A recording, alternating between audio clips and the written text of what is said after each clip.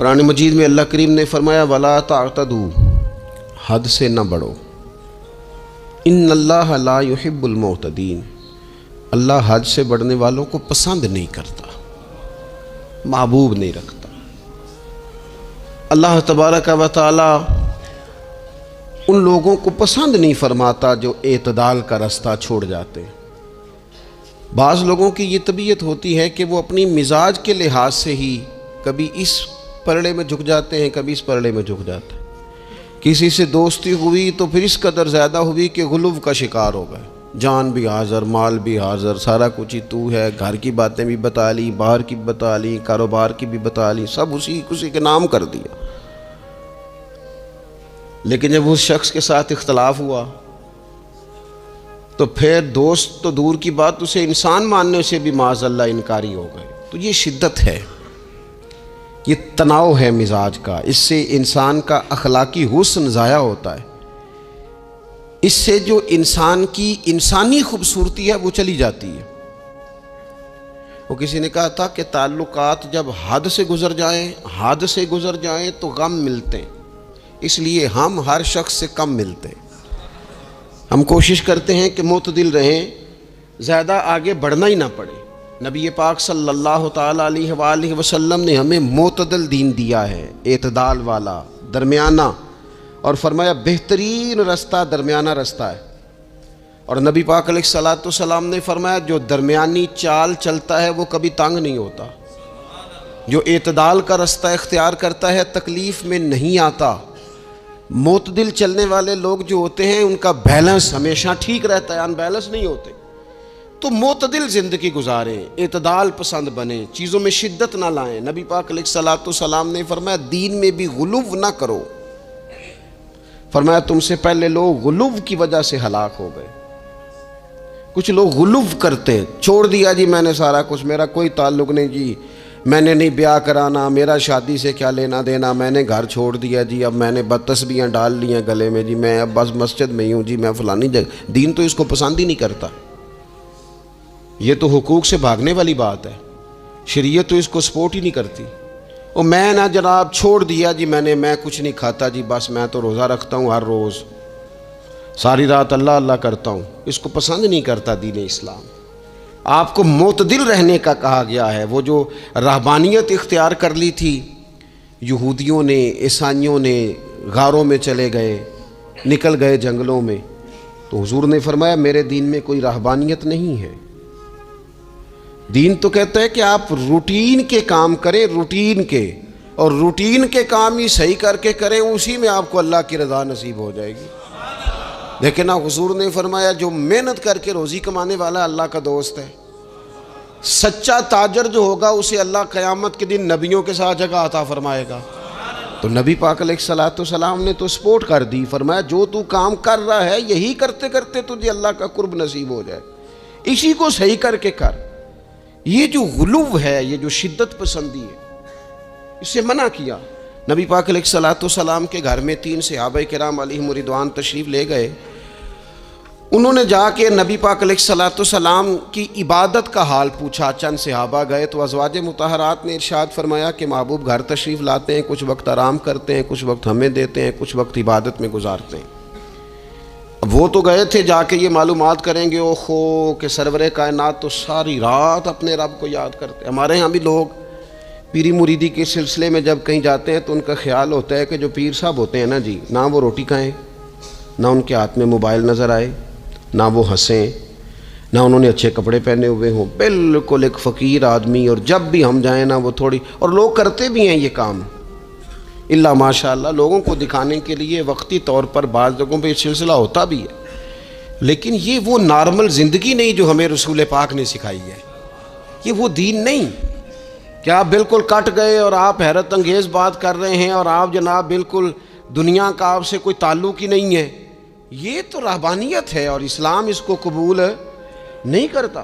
وہ صحابہ کرام علیہم رضوان نے نبی پاک علیہ السلام کے احوال شریفہ سنے تو وہ کہنے لگے کہ نبی پاک کے صدقے تو اللہ اگلے پچھلوں کو معاف کرے گا، حضور تو محبوب ہیں۔ یہ سن کے اب انہوں نے اپنے دل میں جو ارادہ کیا، کہنے لگے محبوب تو وراء الورا ہیں، لیکن ہم چونکہ گناہگار لوگ ہیں، عام آدمی ہیں، ہم اس طرح کریں گے کہ ہم ساری رات اللہ کی عبادت کریں گے. حضور تو محبوب ہے نا، چلو کچھ دیر آرام بھی کرتے ہیں، ہم ساری رات عبادت کریں. ایک نے کہا کہ بھائی میں تو ہر روز روزہ رکھا کروں گا نفلی. تیسرے نے کہا میں شادی نہیں کروں گا، میں ایسے ہی وقت گزاروں گا، تجرد کی زندگی گزاروں گا. رسول پاک علیہ السلام کو جب اس بات کی خبر پہنچی تو پتہ حضور نے تبصرہ کیا قربان جائیں. کیا انداز ہے گفتگو کا. محبوب فرمانے لگے یہ میں نے کیا سنا ہے کہ میں شادی نہیں کروں گا اور میں ہر روز روزہ رکھوں گا اور میں ساری رات ہی نفل پڑھوں گا، آرام ہی نہیں کروں گا. محبوب فرمانے لگے میں تم سب سے زیادہ اللہ کو جانتا ہوں اور میں تم سب سے زیادہ رب سے ڈرتا ہوں. حضور فرمانے لگے میں نے تو شادیاں بھی کی ہیں، میرے تو بچے بھی ہیں. حضور فرمانے لگے میں تو روزہ بھی رکھتا ہوں اور میں تو نفلی روزے چھوڑتا بھی ہوں. محبوب کریم علیہ السلام فرمانے لگے میں تو رات کو عبادت بھی کرتا ہوں اور آرام بھی کرتا ہوں. اللہ کے رسول صلی اللہ تعالیٰ علیہ وسلم ارشاد فرماتے فرماتے بات کہاں تک لے گئے؟ حضور فرمانے لگے اپنے یہ سارے طریقے، اپنی یہ سنت حضور بیان کر کے کہنے لگے سن لو بھائی، جس نے میری سنت سے منہ موڑا اس کا مجھ سے تعلق ہی کوئی نہیں. میرے طریقے پہ چلو، جو میں تمہارے لیے اسوہ چھوڑ کے جا رہا ہوں اس اسوے کو اپناؤ، اس طریقہ مبارکہ پر عمل کرو، اعتدال نہ چھوڑے کبھی بھی. غیر معتدل ہو جاتے ہیں لوگ. میں نے دیکھا ہے کہ وہ جب بندہ غیر معتدل ہو جاتا ہے تو چیزوں کا حسن ختم ہوتا ہے، اس کا وقار اٹھ جاتا ہے، اس میں تازگی نہیں رہتی، اس کے اندر وہ کیفیت نہیں رہتی. یہ دین کی بات ہے نا، تبلیغ ہے، یہ بھی حد سے زیادہ نہیں کرنی چاہیے. حضرت عبداللہ ابن مسعود رضی اللہ تعالیٰ عنہ سے لوگوں نے کہا تھا ہمارا دل کرتا ہے آپ روز واز کریں، روز تقریر کریں، ہم روز سنیں. تو آپ فرمانے لگے نہیں، ہفتے میں 3 دن بات کروں گا.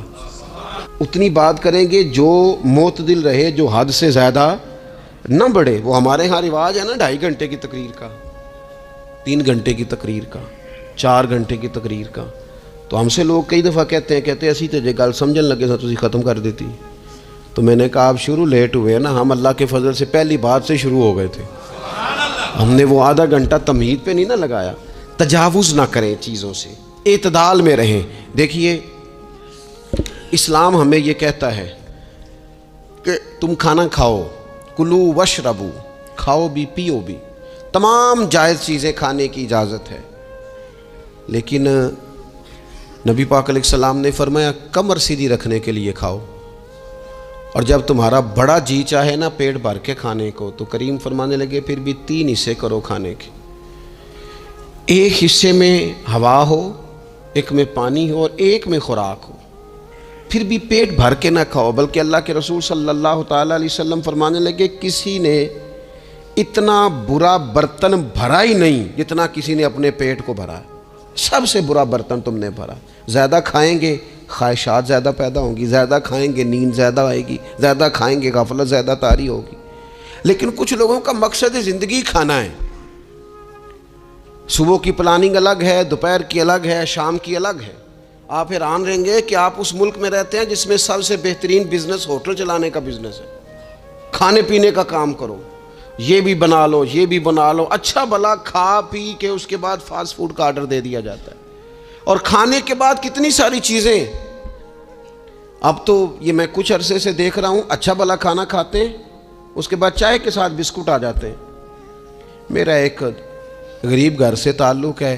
ہم تو اس وقت چائے کے ساتھ بسکٹ کھاتے تھے، رس کھاتے تھے جب روٹی کوئی نہیں ہوتی تھی یا روٹی کھانے کا پروگرام نہیں ہوتا تھا، کوئی پرہیز چلتی تھی. لیکن اب وہ لوازمات چائے کے ساتھ. اب تو لوگ چائے کا، اب جی آپ کا کھانا نہیں پکانا، چائے پکانی ہے تو چلو ٹھیک ہے چائے پک گئی. اب وہ چائے پک رہی ہے، اس کے ساتھ جناب بھنا ہوا گوشت پڑا ہے، اس کے ساتھ پیزا آ گیا ہے، اس کے ساتھ فلانی چیز آ گئی. یہ کیا ہے جی؟ اچھا پھر وہ خواہش بھی ہوتی ہے بعض میزبانوں کی کہ اب یہ تعریف بھی کریں. وہ سارا کچھ رکھ کے تو ساتھ یہ بھی کہہ رہے ہوتے ہیں تو چونکہ روٹی ڈاک چھڑی سی لہذا پھر ہم نے نا یہ سارا کچھ کیا ہے. یعنی وہ کہہ رہے ہوتے ہیں کہ مہمان اب یہ کہے کہ او ہو آپ نے تو بڑا تکلف کر دیا ہے، اس کی کیا ضرورت تھی. تو کئی مہمان میری طرح کے بڑے پکے ہوتے ہیں، جو روز کے مہمان ہوتے ہیں نا بڑے پکے ہوتے ہیں، وہ تعریف شریف کوئی نہیں کرتے. وہ صاف ہی بات کرتے ہیں کہ تسی ایک شے رکھ دے تے اسی بھی چج نال کھا لیندے. اب تو یہ چکھنے چکھانے کا ہی ماحول ہے. کوئی ایک رکھتے یا ہماری مرضی کی رکھتے یا پوچھ لیتے کہ اس ٹائم روٹی کھانی ہے تو چلو ہم کھاتے. یہ لوازمات ہیں، یہ تکلفات ہیں. اس میں گھر والے بھی تکلیف میں، پیسہ بھی بعضوں کا ضائع. آپ کھانے کے لیے زندہ نہ رہیں، زندہ رہنے کے لیے کھانا کھائیں. اپنی طبیعت میں بوجھ نہ بنائیں کسی قسم کا. نبی پاک صلی اللہ تعالیٰ علیہ وسلم نے مومن کی شان پتہ کیا بیان کی؟ فرمایا کافر اور منافق 7 آنتوں سے کھاتا ہے اور مومن 1 سے کھاتا ہے. اتنا فرق ہے کافر منافق کے کھانے میں اور مسلمان کے کھانے میں. 6 گنا کم روٹی کھاتا ہے مسلمان، 6 گنا کم. حضرت عمر فاروق ملک شام میں حضرت ابو عبیدہ بن جراح سے ملنے کے لیے گئے تو کہنے لگے اتنی دور سے آیا ہوں، شپا سالار روٹی تو کھلا. تو انہوں نے اپنے بیگ سے رات کا خشک ٹکڑا کھانے کا نکالا اور پانی کا پیالہ دے کے کہنے لگے عمر یہ لو کھا لو. تو حضرت فاروق اعظم کہنے لگے یہی وہ مزیدار روٹی تھی جس کے لیے میں تیرے پاس آیا تھا، یہی وہ کھانا تھا، میں تلاش کر رہا تھا کہ یہ تمہیں ملے گا. کدھر گئے وہ لوگ جو رات کے کھانے میں فریج بھی نہیں ہوتی تھی، رات کے کھانے میں تھوڑا پانی ڈال دیا اماں نے، اس کو 3-4 دفعہ ابال لیا. رات کی روٹیوں میں تھوڑا سا پانی اور تھوڑا سا گھی، پورا گھی نہیں، تھوڑا سا پانی اور تھوڑا سا گھی. اور ساتھ دادی نانی یہ بھی کہہ رہی ہے کہ یہ پانی سے ذرا نرم ہو جائے گی روٹی. اور پھر وہ کھانا کھایا جا رہا ہے. اس کے اندر نہ تو ڈاکٹر آپ کو یہ کہہ رہا ہے کہ یہ نقصان کا باعث ہے، نہ معدے پہ بوجھ بن رہا ہے، نہ اس کے لیے پھر بھائیوں کو جا کے پردیس کاٹنا پڑ رہا ہے، نہ باپ کو کئی قسم کی نوکریاں کرنی پڑ رہی ہیں. اعتدال میں گھر کے اندر ہی سارا کچھ مینج ہے. یہ وہ حسن ہے جو اسلام کہتا ہے تم غیر معتدل ہو گئے، تم حد سے بڑھ گئے، تم نے زندگی ساری کھانے پینے پہ لگا دی. اور بھائی من چاہی نعمتیں تو جنت میں ملیں گی.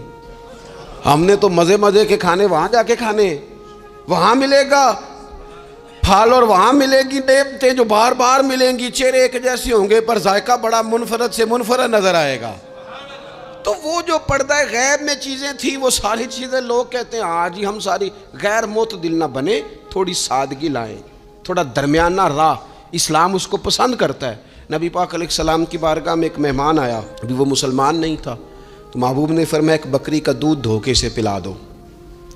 ایک بکری کا دودھ دھویا گیا، پلایا گیا، پھر دوسری کا دودھ دھویا گیا، پلایا گیا، پھر تیسری کا. وہ 7 بکریوں کا دودھ پی گیا.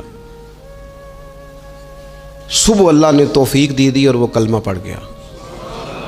اب نبی پاک علیہ السلام نے فرمایا اسے بکری کا دودھ دھو کے پلاؤ. ایک بکری کا دودھ پیا، دوسری کا پی نہ سکا، رات 7 کا پی گیا تھا. تو میرے کریم فرمانے لگے یہ مومن اور کافر کا فرق ہے. جب تک یہ حالت کفر میں تھا 7 بکریوں کا دودھ پی گیا، اب یہ مومن ہوا ہے تو اللہ تبارک و تعالیٰ نے ایک دودھ کے ساتھ ہی اسے سیر فرما دیا ہے. اس کی تشنگی اور بھوک اللہ نے مٹا دی کھانے پینے کے لیے. اور اس کا ذہن بھی نہ بنائیں. میں جانتا ہوں جن گھروں میں بچے اس مزاج کے ہو جاتے ہیں، اس طبیعت کے ہو جاتے ہیں کہ آج یہ کھانا ہے، کل وہ کھانا ہے، پرسوں وہ کھانا ہے، وہ پھر کھانے پینے میں سارا وقت گزرتا ہے. پھر وہاں دیکھا ہے کہ اماں بیچاری باورچی خانے میں ہی رہتی ہے، پھر وہاں صرف ایک ہی سلسلہ ہے کہ کھاؤ کتنا کو کھا سکتے ہو. تو معتدل رہیں. تیسری بات یہ کہ رزق کمانے کے مسئلے میں بھی معتدل رہیں. کاروبار کریں، محنت کریں، منصوبہ بندی کریں، کوشش کریں، لیکن پیسے کمانے کے مسئلے میں ڈپریشن کا شکار نہ ہو.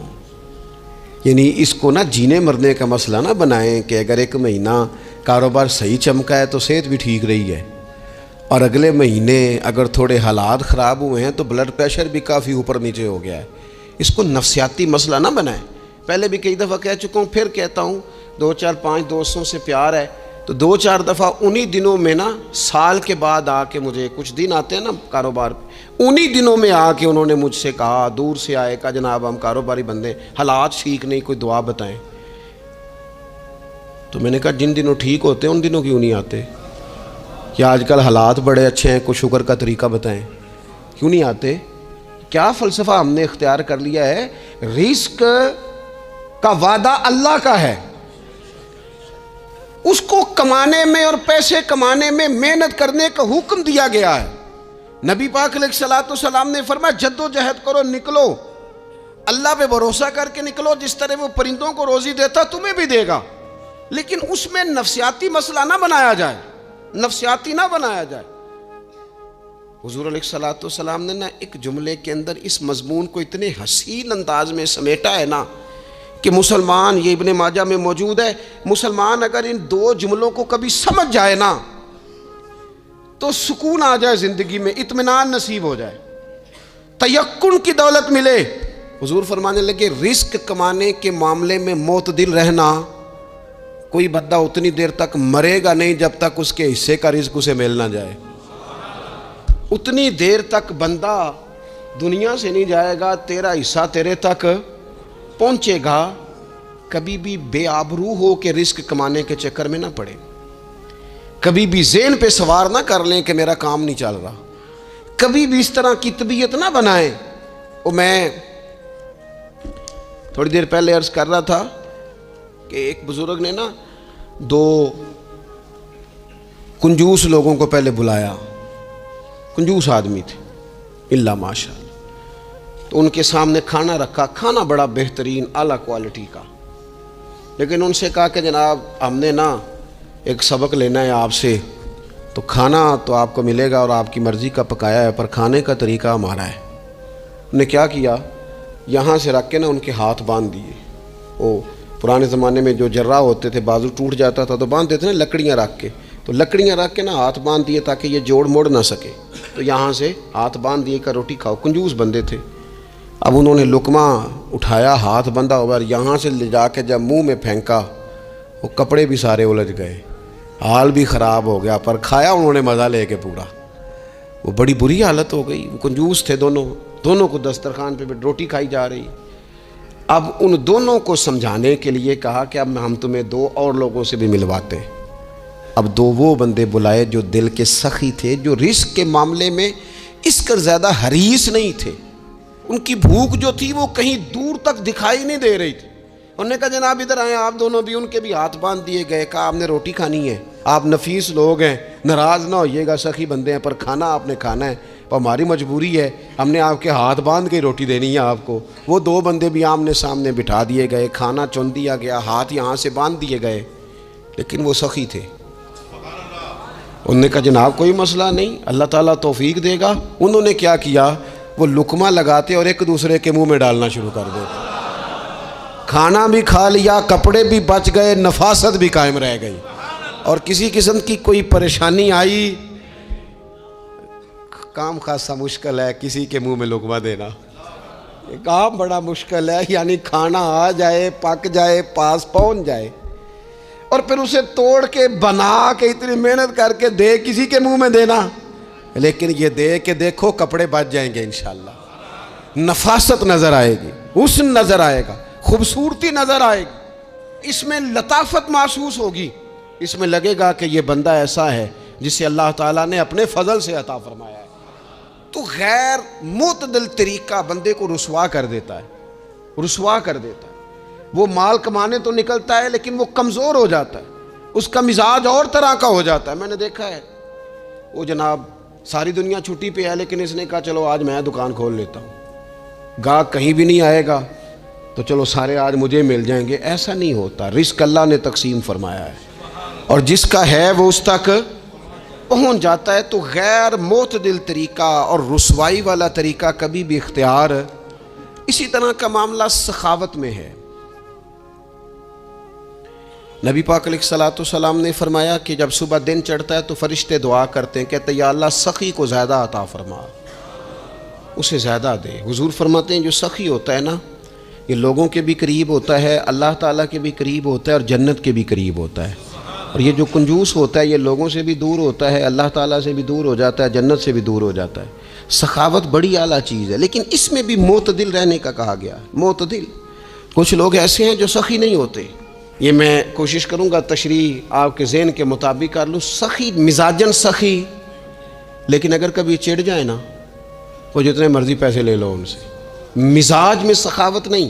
لیکن اگر طبیعت ہے اس طرح کی کہ اگر ان کا ذہن آ گیا نا، کبھی کہیں کسی نے تعریف کر دی ہے، پوری خوشامد اس نے کر لی ہے، تو پھر تو جناب ساری جیب بھی آپ خالی کرا دے۔ یہ مزاج کی سخاوت نہیں ہے۔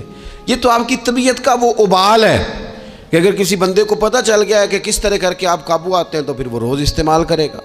اور یہ ہوتا ہے, یہ ماحول ہوتا ہے. میں چونکہ مذہبی ماحول سے تعلق رکھتا ہوں, میں نے خود یہ دیکھا ہے کہ کوئی شخص اگر اس نے زیادہ بڑا منہ کھول کے لوگوں سے مانگنا شروع کر لیا ہے تو پھر تو جناب بڑی بات ہے, مہنگا آدمی. اور اگر کوئی اپنی وزاداری قائم رکھتا ہے, خوشامد نہیں کر سکتا, اس کی طبیعت نہیں ہے کہ وہ 20-50 لوگوں کی خوشامد کرے, 10 کو حاجی صاحب کہے, 20 کو عاشق رسول کہے اور 30-35 کو کہے جناب بڑی بات ہے, ہم نے تو بڑا دیکھا ہے, آپ تو بڑے بہترین لوگ ہیں. تو پھر جناب وہ اگر یہ کام اسے کرنا آتا ہے تو پھر اس کا مطلب ہے اسے دہاڑی بھی اچھی لگانی آتی, پھر اس کی آواز کا بھی زیادہ سریلا ہونا ضروری نہیں. پھر اللہ تعالیٰ معاف فرمائے, پھر بس ٹھیک ہے, اب میں کیا اس پر تبصرہ کروں, پھر تو ہم دیکھ رہے ہوتے ہیں جس کو وہ عاشق رسول کہہ رہے ہوتے ہیں نا. اور ایسی خطرناک, میرے سامنے ایک نعت خیق صاحب سے کہنے لگا, نعت حضور کی پڑھی جا رہی ہے. کبھی شعراء ایک کام کرتے تھے, وہ کہتے تھے شعر تیری نظر ہے, وہ غزل کا شعر ہے یا کوئی ایسا شعر ہے, لیکن ایک شعر ہے نعت کا, اس میں تو حضور کی تعریف ہے. نبی پاک کی تعریف کا شعر کسی بندے کی نظر کیسے ہو سکتا ہے جب اس میں ذکر ہی رسول پاک کا ہے. تو وہ نعت خان صاحب کہنے لگے, بندہ سامنے بیٹھا ہے, تھوڑا بہت میں بھی اسے جانتا ہی تھا, تو اسے کہنے لگے حاجی صاحب یہ شعر تو آڑی نظر ہے. میں انہوں آکھیا تو مہربانی کر, یہ نظر کوئی اور شے کر لیا, یہ تو نعت ہے حضور کی, یہ نبی پاک کے لیے ہی رہنے دے, اس کی نظر تو نے کر دی ہے. تو نالے میں کیا ہے حاجی جنی دیر تک پیچھے بیٹھا سی اونی دیر تو نظر کیتی نہیں, ان دتھیاں لے کے سامنے آئے تھے تو نظر نیاز شروع کر لی. نہ کریں یہ کام, اس سے کوفت پہ. اور آپ یقین کریں, میں ذمہ داری سے کہتا ہوں, یہ کام کرنے والا بھی تنگ ہوتا ہے, اور جس کے لیے کر رہا ہوتا ہے پتہ اسے بھی سارا ہی ہوتا ہے کہ یہ چکر کیا چل رہا ہے, سب پتہ ہوتا ہے. تو اس تکلف میں جب انسان کام کرتا ہے تو کہاں تک بات جاتی. سخاوت کریں لیکن چڑھ کر کوئی کام نہ کریں. نبی پاک علیہ الصلوۃ والسلام نے فرمایا, حضور فرمانے لگے, اس طرح خیرات نہ کرنا کہ تمہارے اپنے بچے بعد میں لوگوں کے سامنے ہاتھ پھیلاتے پھریں. حضرت سعد بن ابی وقاص رضی اللہ تعالیٰ عنہ نے عرض کیا تھا, یا رسول اللہ صلی اللہ تعالیٰ علیہ وسلم, میں سارا مال اللہ کی راہ میں خیرات کرنا چاہتا ہوں, میری ایک ہی بیٹی ہے, میں چاہتا ہوں سارا اللہ کے راستے میں دے دوں. تو حضور فرمانے لگے, نہیں بھائی تو چوتھا حصہ دے, 3 حصے اپنی بچی کے لیے, بیویوں کے لیے, باقیوں کے لیے رکھ لے, لیکن تو یہ کام نہ کر. تو میرے عزیز زندگی میں خرچ کرنے میں بھی اعتدال کا مظاہرہ کریں. مجھے پتہ ہے اچھی طرح کہ ہمارے ہاں ایک مزاج بن جاتا ہے, طبیعت بن جاتی ہے کہ اگر کسی شخص کو آپ تھوڑی سی مدد کرتے ہیں تو وہ سمجھتا ہے کہ اگر اس نے مجھے 20,000 دیا ہے تو یقیناً اس کے گھر میں 50 لاکھ پڑا ہے, وہ پھر اگلے ہفتے دوبارہ آتا ہے, ایک نئی مجبوری کا بھی اظہار کرتا ہے. یہ ساری چیزیں ہوتی ہیں, ان چیزوں کے بیچ ہی آپ کو نیکی کرنی ہے, لیکن افراط و تفریط سے بچنا ہے. اسی طرح کا معاملہ اپنی زندگی کے دیگر معاملات میں کریں. نبی پاک علیہ الصلوۃ والسلام نے سادگی کو پسند کیا ہے. حضور سادگی کو پسند کرتے, کھانے کے معاملے میں بھی اور کپڑوں کے معاملے میں بھی, لیکن اچھا لباس پہننے کی اجازت دیتے. حضور علیہ الصلوۃ والسلام نے ایک موقع پر ارشاد فرمایا کہ اگر کسی بندے کے پاس گنجائش ہے تو اسے اجازت ہے کہ 2 جوڑے کپڑوں کے کام کاج کے لیے رکھ لے, 2 جوڑے جمعے کے لیے رکھ لے. اور نبی پاک صلی اللہ تعالیٰ علیہ وسلم نے ایک شخص کو دیکھا جو مالدار تھا, لیکن اس کے کپڑے پھٹے پرانے تھے, لباس پرا گندا تھا, بال بکھرے ہوئے تھے. تو اللہ کے محبوب علیہ السلام نے فرمایا, تیرے اوپر اللہ کا فضل ہے, اور رب جب فضل کرے تو پھر اللہ فضل دیکھنا پسند بھی فرماتا ہے. فرمایا تو اچھا لباس پہن, حرج کوئی نہیں, لیکن اپنا رسول پاک علیہ السلام کا طریقہ مبارکہ یہی تھا کہ سیدہ عائشہ صدیقہ فرماتی ہیں کہ یہ وہ لنگی مبارک ہے اور یہ وہ پیوند والا کرتا مبارک ہے, اسی میں محبوب نے اپنی جان اپنے رب کریم کی بارگاہ میں پیش کر دی. اور فرماتی ہیں کتنے کتنے دن گزرے کہ رسول پاک علیہ الصلوۃ والسلام نے کھانا تناول نہیں فرمایا, کتنے کتنے دن گزرے. میں اس ساری بات کو اگر سمیٹوں نا تو میں, یہ نوجوان اگر میری بات پر غور کریں تو اسلام کہتا ہے حضور خود کنگھی بھی فرماتے تھے, تیل بھی لگاتے تھے, امامہ بھی باندھتے تھے, سرما بھی پہنتے تھے, سادہ لباس پہنتے تھے لیکن صاف ستھرا. اسلام آرائش کی اجازت دیتا ہے, زینت کی اجازت دیتا ہے, آپ کنگا کریں، تیل لگائیں، خوشبو لگائیں، سرما لگائیں، صاف لباس پہنے، کپڑے دھلے ہوئے پہنے. حضور نے حکمن کہا، تاکیدن کہا کہ جمعے والے دن نہا کے مسجد میں آیا کرو. اسلام آرائش کی اجازت دیتا ہے، بس نمائش سے منع کرتا ہے. دکھاوا نہ کرو، نمائش نہ کرو. یہ نہ کہو کہ میں نے اتنے لاکھ کا پہننا ہے، ذرا لاگ پتہ جائے لوگوں کو. یہ نہ مزاج بناؤ کہ اوہو یہ تو میں نے جناب پچھلے ہفتے بھی پہنا تھا، یہ تو میں نے منگنی والے دن بھی پہنا تھا، نکاح والے. یہ نمائش ہے، نمائش سے اسلام منع کرتا ہے. اللہ کے پیارے رسول صلی اللہ تعالیٰ علیہ وسلم نے فرمایا، جس نے دنیا میں شہرت کا لباس پہنا، اس طرح کا لباس پہننا چاہا، اس طرح کے کپڑے زیب تن کرنا چاہے جس سے محسوس ہو کہ میں ایک بڑا آدمی ہوں، میں مالدار آدمی. جس نے دنیا کے اندر شہرت کا لباس پہنا، اللہ قیامت کے دن اسے ذلت کا لباس پہنائے گا. یہ معتدل کیوں نہیں رہا؟ اس نے کیوں حد سے تجاوز کیا؟ اس کو اس طرح نہیں کرنا چاہیے تھا. رسول رحمت صلی اللہ تعالیٰ علیہ وآلہ وسلم نے ہمیں جس چیز کی اجازت دی ہے وہ کام ہم کر سکتے ہیں، اور جس سے نبی پاک علیہ الصلوۃ والسلام نے ہمیں روکا ہے اس کام سے ہم نے بچنا ہے. ایک اور بات بھی خاص اور بالخصوص نوجوانوں سے کرنی ہے، وہ خاص جس طرح کھانے پینے میں معتدل رہیں، کمائی کرنے میں معتدل رہیں، خرچ کرنے میں اعتدال کا مظاہرہ کریں، لباس میں اعتدال کا مظاہرہ کریں، اسی طرح نا یہ آرام کرنے میں بھی ذرا معتدل رہیں. بہت زیادہ آرام کرنے لگ گئی ہے نئی نسل. آپ ضرورت سے زیادہ بھی سو لیں تو تھکاوٹ بڑھ جاتی ہے. اگر انسان اتنا ہی آرام کرے نا جتنا اس کی طبیعت کے لیے ضروری ہے تو اس میں طبیعت فریش رہے گی.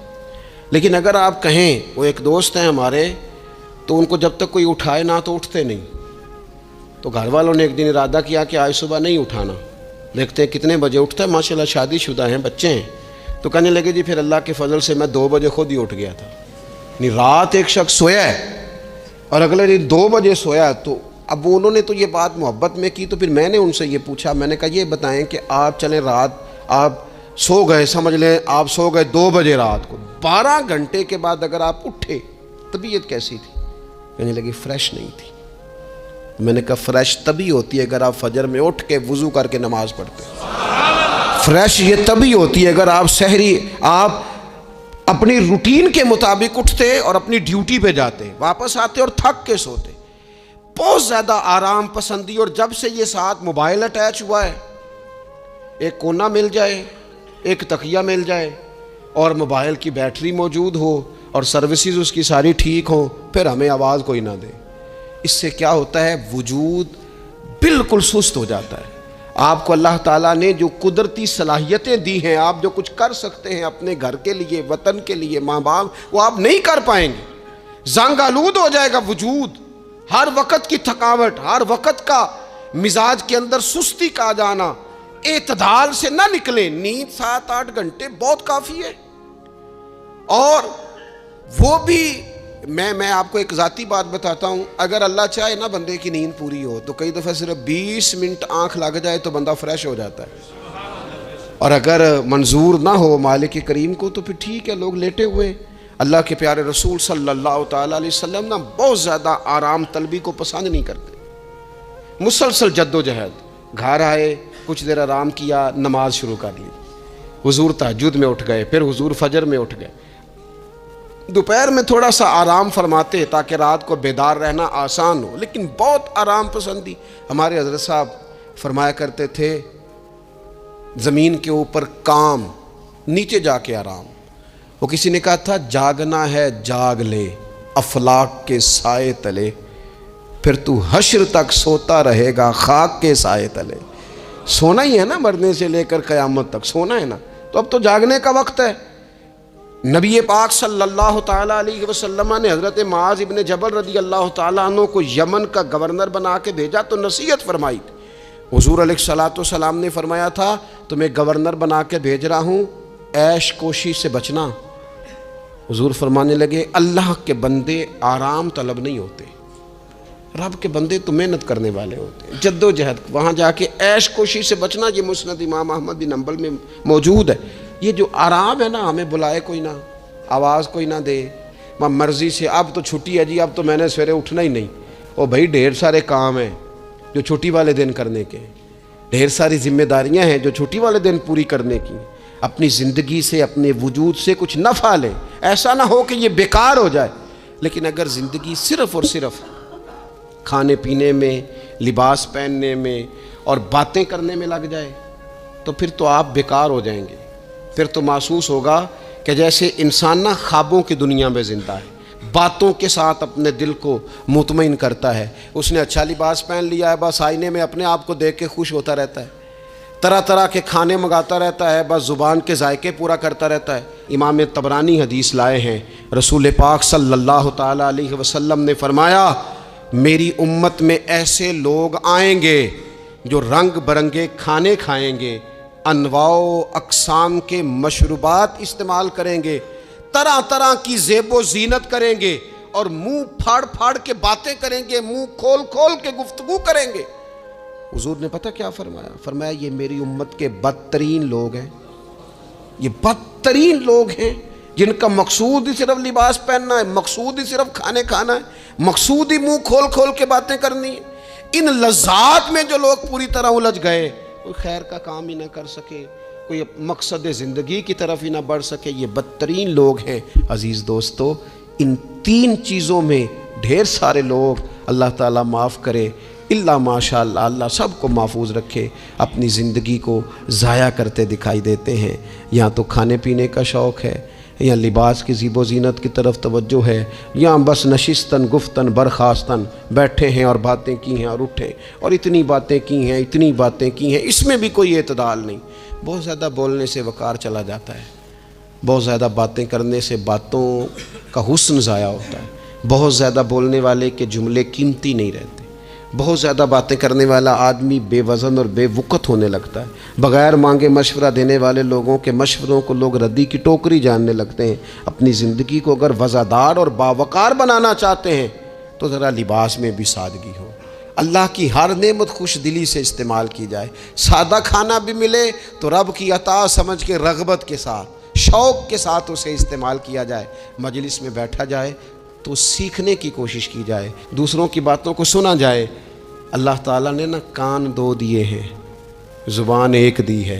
माना क्या है? डबल सुनना चाहिए और सिंगल बोलना चाहिए। 2 गुना सुने और उससे आधी गुफ्तगू करें। और हमारे हज़रत तो फरमाया करते थे, अपने जुमलों को छोटा करो। जो बात थोड़े जुमलों में कही जा सकती है उसे लंबे जुमलों में ना कहो। हर बात की वजाहत करना और हर बात का पस मंज़र बयान करना और बात को इतना लंबा कर देना कि असल बात ही उसमें से रह जाए, बीच में से मुद्दा ही ख़त्म हो जाए, आने का मकसद ही किसी को समझ में ना आए, इससे भी इंसान इतदाल का रास्ता छोड़ता है। तो फरमाया वला तातदू, हद से ना बढ़ो, इन्नल्लाह ला युहिब्बुल मुअतदीन, अल्लाह हद से बढ़ने वालों को पसंद नहीं करता।